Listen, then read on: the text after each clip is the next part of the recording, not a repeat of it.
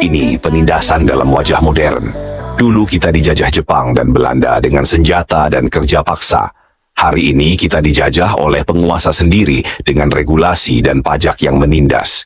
Dulu kita lawan penjajah karena mereka bukan bangsa sendiri. Sekarang kita dibungkam oleh mereka yang menyamar sebagai pemimpin. Tapi hakikatnya lebih kejam dari penjajah. Karena mereka menindas dengan senyuman dan mengkhianati dengan lambang perjuangan di dada mereka.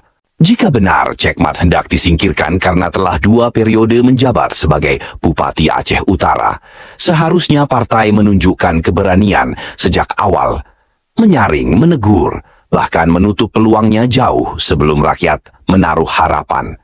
Bukan setelah suara rakyat dihitung, bukan setelah kepercayaan diberikan, lalu dengan dingin dan penuh kepentingan, ia disingkirkan begitu saja.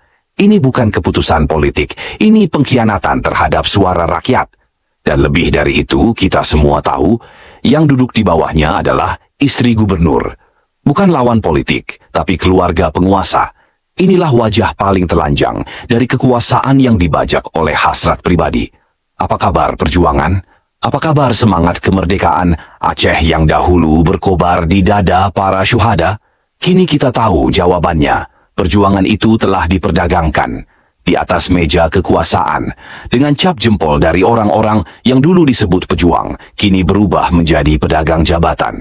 Mualem, mantan panglima yang dulu dielu-elukan sebagai simbol perlawanan, hari ini berdiri di sisi yang sama dengan para pengkhianat nilai. Gubernur yang kini beristri lebih dari 1, menjadikan kekuasaan sebagai warisan keluarga. Istri pertama jadi ibu gubernur, istri kedua melenggang ke DPRA, melangkahi suara rakyat, mencederai keadilan dengan keangkuhan. Maka pantas rakyat bertanya, istri ketiga dan keempat akan dijadikan apa? Ketua komisi? Wakil wali kota? Atau justru disiapkan sebagai calon bupati? Sementara itu, rakyat Aceh yang membayar harga paling mahal. Mereka hidup dalam tekanan ekonomi yang makin menggila. Mereka membeli sembako dengan harga mencekik. Mereka membayar pajak demi mengisi dompet para pejabat dan keluarganya. Tunjangan, mobil dinas, perjalanan dinas, semua dari kantong rakyat yang lapar. Ini lebih dari sekadar ironi. Ini penindasan dalam wajah modern. Dulu kita dijajah Jepang dan Belanda dengan senjata dan kerja paksa. Hari ini kita dijajah oleh penguasa sendiri dengan regulasi dan pajak yang menindas. Dulu kita lawan penjajah karena mereka bukan bangsa sendiri. Sekarang kita dibungkam oleh mereka yang menyamar sebagai pemimpin.